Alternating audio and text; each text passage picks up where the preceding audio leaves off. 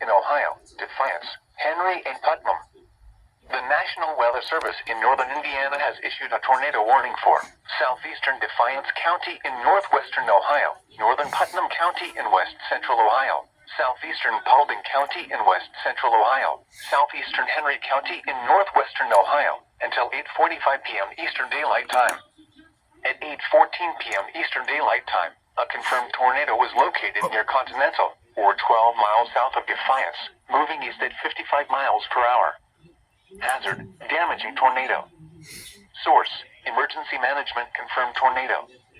Impact, flying debris will be dangerous to those caught without shelter.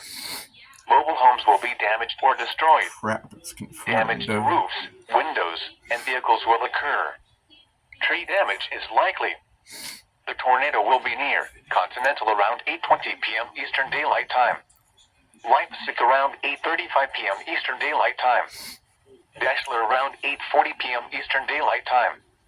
Other locations impacted by this tornadic thunderstorm include Prentice, Handler, Kieferville, Melrose, Gallup, Miller City, Belmore, Charlo, Pleasant Bend, and New Bavaria.